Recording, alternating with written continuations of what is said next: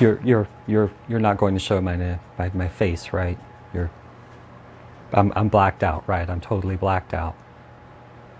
Okay, it started a long time ago, in about 2016. I was watching Stu at UAV Futures, and I got addicted. I was drawn into the darkness, and I didn't know what to do at the time. So, you know, I bought goggles and many batteries, and many batteries, and thousands of dollars of equipment so that I could go fly free in the world of FPV.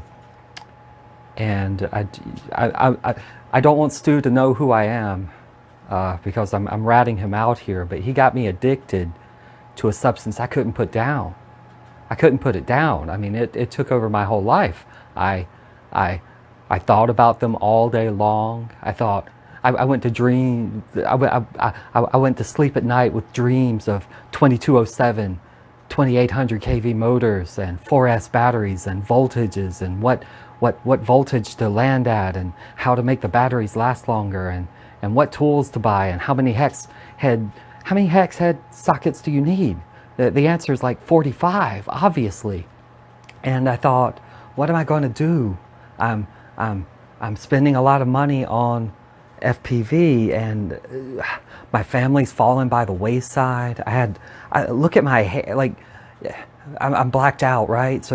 But you can see this hair. It's just scary how much it took over my life. I had nothing. I was down to a point where man, I gotta tell you, I didn't quite get on my knees for it, but I was willing to do anything, and I mean anything, just to get out on the field and fly. I mean, at one point, I was out there slinging rock for props. My pimp came out. Okay, I had a pimp. He came out and he was like, hey, where's my money? And I said, hey man, where are my props? And he's like, oh shoot, I didn't bring your props. Them gem fans, man, you gotta sling some for that. And I thought, shoot, prostitution might be a little bit easier, because with this hair, you know, I mean, shoot. I want to say, I'm blacked out, right? Like, I'm totally blacked out. I just want to say, man, if you're getting into FPV, it's a long, slippery slope. Then one day, you're going to come to terms and you're going to realize that you spent thousands of dollars for a hobby. And it was fun. And, you know, and the sad thing is, I would probably do it again.